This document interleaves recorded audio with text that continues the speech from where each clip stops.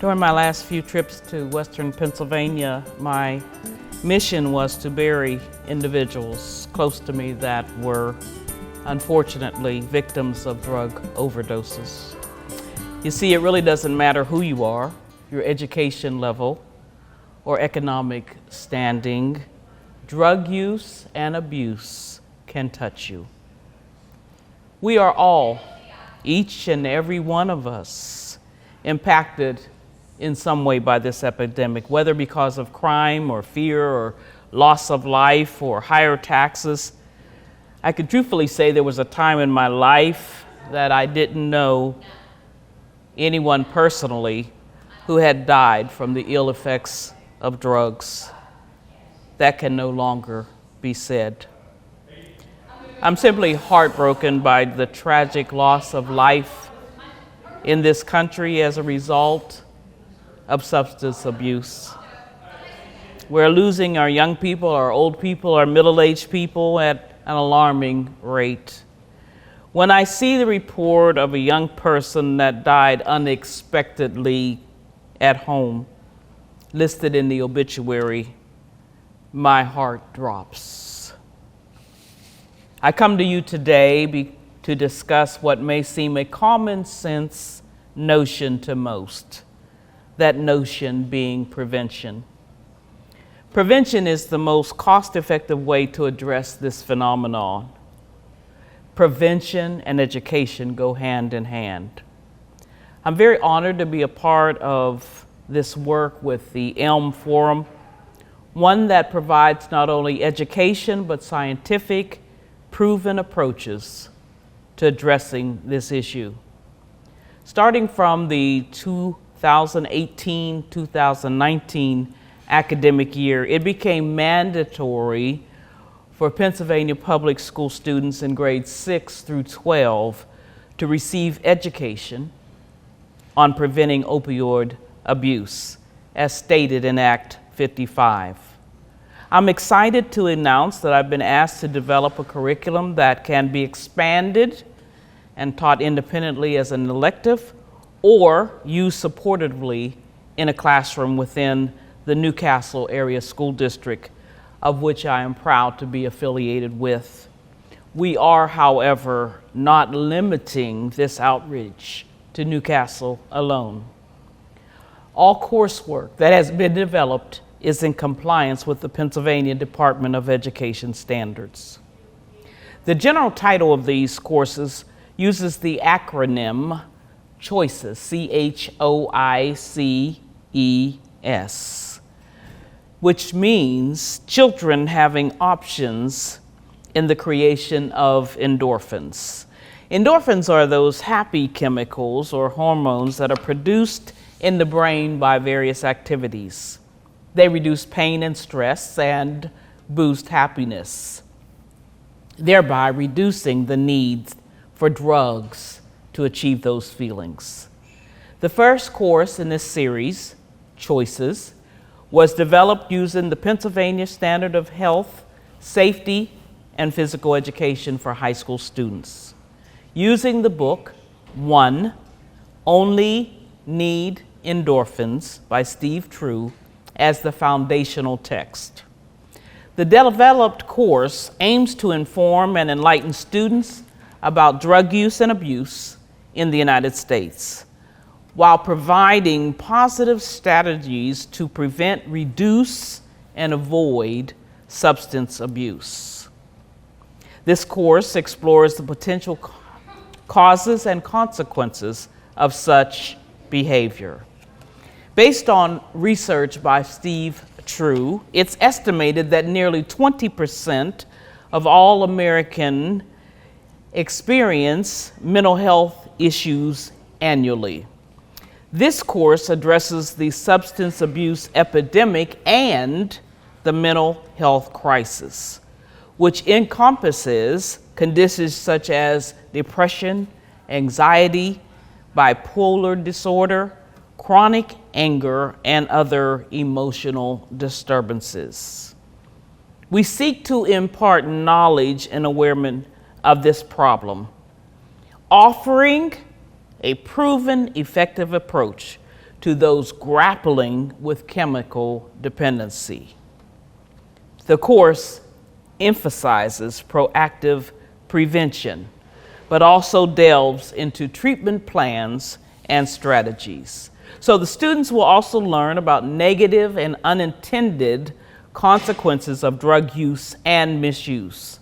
And the concept of hope in the treatment plan is grounded in logic, science, and practicality. But our ultimate goal is to discourage substance experimentation while encouraging students to find fulfillment in life.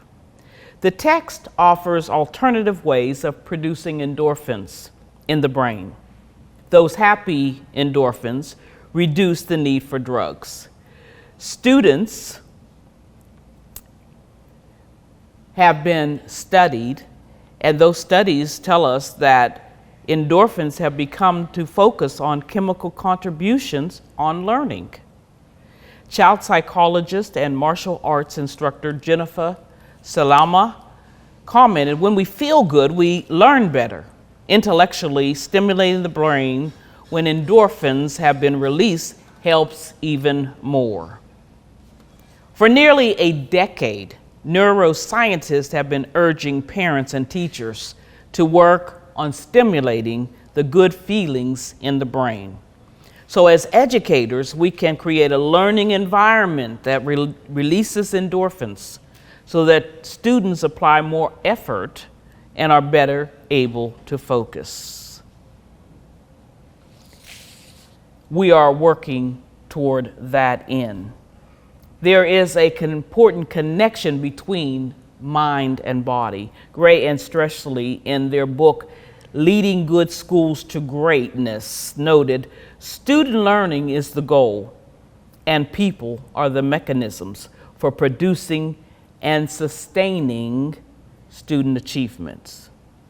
Orrin Hertz, associate professor of Florida International University, wrote, "In order for us to teach and learn at the highest brain capacity, we can follow certain actions to ignite positive energy that will in turn become a breeding ground for teaching and learning." Dr. Hertz proposed that learning happens at will. Therefore, it should be our goal as educators to articulate and activate free will in learners. That means that we need to create conditions where students are open to new knowledge and eager to learn. It is our job to activate these happy brain chemicals upon entering the classroom, regardless of how the lessons are being taught and in whatever setting learning is being delivered. The study of endorphins teaches us that learning leads to happiness and happiness leads to learning. It is easy to conclude that a good frame of mind leads to better learning. University research confirms that there is a link between students with positive feelings and better grades.